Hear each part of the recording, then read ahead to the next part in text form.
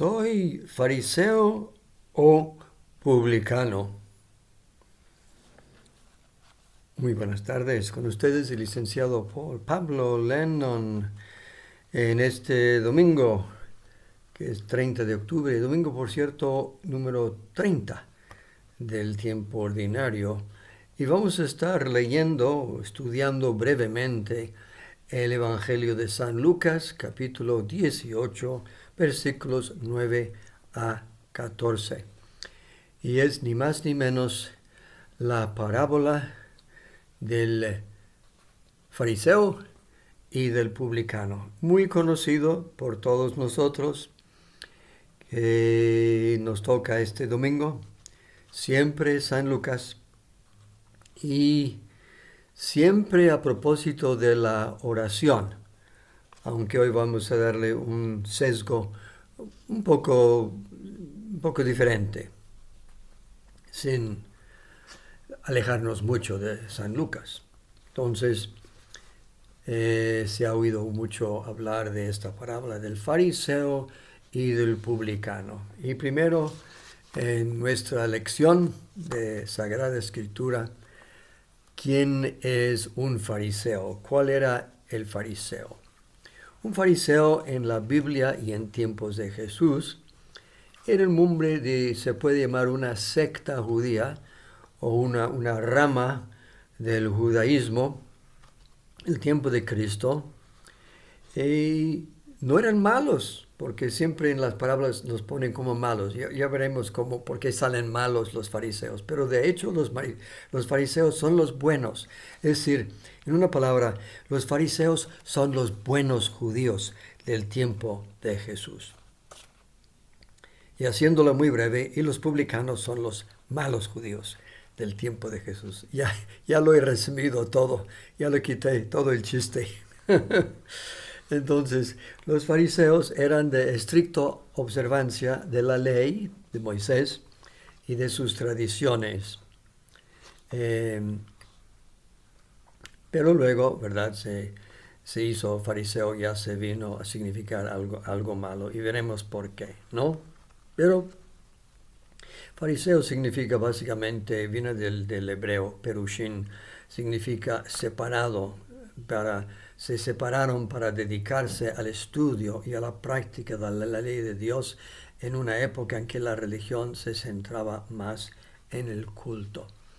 Entonces, es decir, que son judíos devotos. Y tenía muchas cosas que podrían agradar a Jesús y que eran fértiles para el mensaje de Jesús. Es decir, eran de un judaísmo refinado, podríamos decir.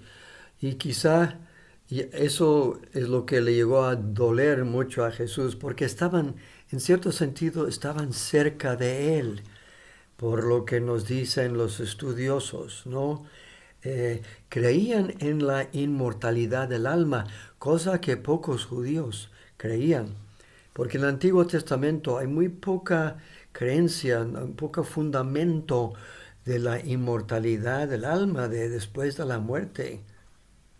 Ellos creían, los judíos, que uno entraba en un mundo de sombras. Y solo hay unos atismos en los profetas y en ciertos salmos donde se va deslumbrando un poco la idea de la inmortalidad, que el hombre justo después de su muerte irá a gozar con su Dios, con su Creador. Pero no todos, ¿no? Los fariseos tenían ese buen aspecto, ¿no? ¿Qué más? Creían en la resurrección de los muertos, también, y también en la existencia de los ángeles. Entonces yo estoy pintando un mejor cuadro de los judíos. Y los publicanos, ya sabemos quiénes eran los recaudadores de impuestos, y en general ellos tenían mala aceptación entre los judíos. ¿Por qué? Porque estaban recolectando los impuestos para los romanos, que eran los colonizadores, de Palestina y de Tierra Santa en tiempos de Jesús. Y la gente los veía como colaboradores o colaboracionistas, de los extranjeros, de los invasores, de los enemigos. Así que eran en aquel entonces un poquito los malos de la película, en términos generales. Así que, ¿qué es lo que pasa y por qué luego van cambiando las cosas, no?